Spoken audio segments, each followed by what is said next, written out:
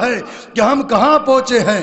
کسی شخص نے خواب میں نبی اکرم صلی اللہ تعالی علیہ وسلم کی زیارت کی، توجہ، خواب میں زیارت کی۔ آقا کریم علیہ السلام سے سوال کرتا ہے، یا رسول اللہ میں نے ایک حدیث سنی ہے کہ موت مومن کو ایسی موت آئے گی جیسے آٹے سے بال نکلتا ہے، مومن کے جسم سے روح بھی ایسے نکلے گی۔ حضور میں نے یہ حدیث سنی ہے، کیا یہ حدیث صحیح ہے؟ آقا کریم علیہ السلام نے فرمایا ہاں یہ بالکل حدیث صحیح ہے۔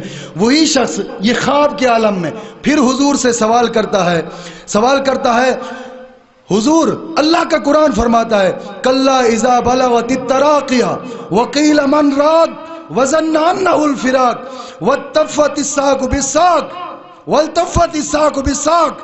حضور اللہ کا قرآن فرماتا ہے نزاع کی شدت نہایت ہی سخت ہے۔ حضور یہ پھر کیسے ہو سکتا ہے؟ اللہ کا قرآن فرماتا ہے موت سخت ہے، اور آپ کہتے ہیں مومن کو تو موت ایسے آئے گی جیسے آٹے سے بال نکلتا ہے۔ جب یہ بات کی نا تو اس سے جاگ آ گئی۔ حضور نے فرمایا جا سورت یوسف پڑھ، سورت یوسف میں اس کا جواب آ جائے گا۔ توجہ ہے؟ حضور نے فرمایا جا سورت یوسف پڑھ، سورت یوسف میں آپ کو اس کا جواب ملے گا۔ جب حضور نے یہ حکم فرمایا اس شخص کو جاگ آئی اور آ کر وضو کیا، پاک ہو کر سورت یوسف پڑھتا ہے، سمجھ نہ آیا جواب کیا ہے، بار بار پڑھتا رہا، سمجھ نہ آیا، اور کسی درویش عالم کے پاس جاتا ہے، عالم حق کے پاس جاتا ہے اور جا کر کہتا ہے میں نے خواب دیکھا تھا ایسے ہی، اور حضور سے سوال کیا ہے، اور حضور نے جواب میں ارشاد فرمایا سورت یوسف پڑھ، اور میں نے سورت یوسف بار بار پڑھی ہے، مگر میرے سوال کا جواب نہیں ملا کہ حضور نے فرمایا ہے کہ مومن کی روح ایسے نکلے گی جیسے آٹے سے بال نکلتا ہے۔ تو رب کا قرآن یہ فرماتا ہے کلا اذا بلغت التراقیہ وقیل من راق وظن انہ الفراق والتفت الساق بالساق۔ اللہ کا قرآن فرماتا ہے موت کی شدت زیادہ سخت ہے، اور حضور یہ فرما رہے ہیں کہ مومن کی روح ایسے ہی نکلے گی جیسے آٹے سے بال نکالتا ہے۔ تو حضور نے جواب میں ارشاد فرمایا سورت یوسف پڑھ، میں بار بار پڑھتا رہا، مجھے تو سمجھ نہیں آئی۔ وہ درویش عالم کہتا ہے ہاں حضور نے صحیح جواب ارشاد فرمایا ہے، اب پڑھ سورت یوسف۔ وہ شخص سورت یوسف پڑھنا شروع ہو گیا، اور جب آیا اس آیت پہ فلما رأینہ اکبرنہ وقطعنا ایدیہن قلنا حاشا للہ ما ھذا بشرا ان ھذا الا ملک کریم، جب یہاں پہ پہنچتا ہے تو وہ درویش عالم کہتا ہے بس تیرے سوال کا جواب آ گیا۔ اس نے کہا کیا جواب ہے؟